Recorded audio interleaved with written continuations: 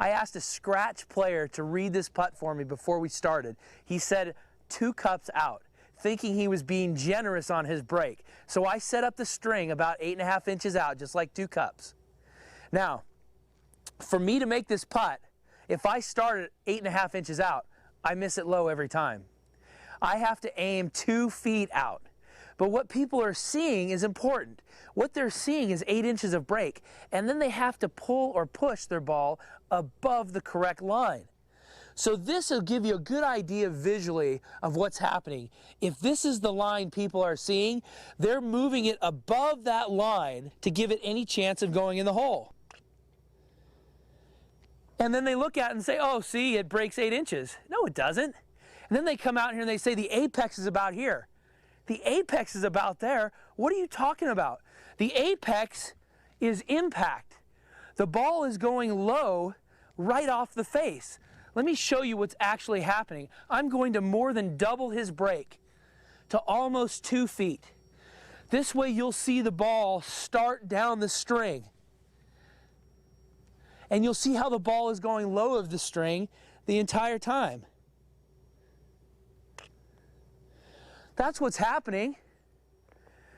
Let's train ourselves to do it properly so we're reading exact amount of break so that every putt truly is a straight putt.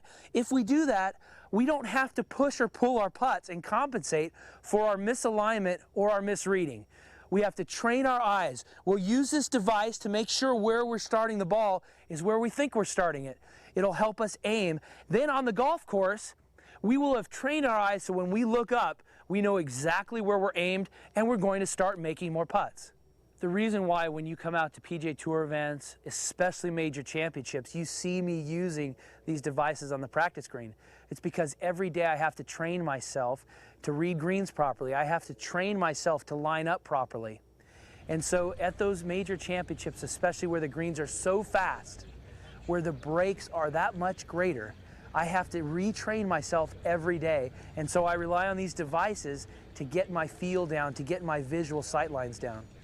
Now I'm in the exact same spot where we had the sticker dots, we had the elevated aim line, which was the string, and we had the putting tutor. And I removed all helpful devices because ultimately we're going to be on the golf course and we need to be able to identify this without all the help from the aids.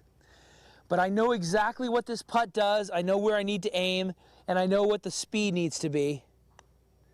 And so I'm trying now to be able to do that without the help of all the aids.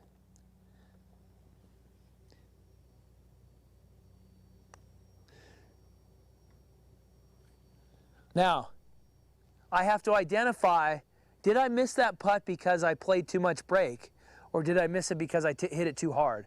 And obviously I hit it too hard. So I'm going to try to do the same putt with a little bit softer speed and see if I can get it to go back in the hole. There we go. So it goes back to identifying what is truly the problem. But without all the aids, we are now ready to practice putts without the aids. Now that we know exactly what is going on, where we have to aim, we've trained our eyes to aim properly, we've trained our body to line up properly, we've trained the face to be aimed there, we've read the green properly. Now we just have to have the right feel, the right touch to get the right speed for it to go in.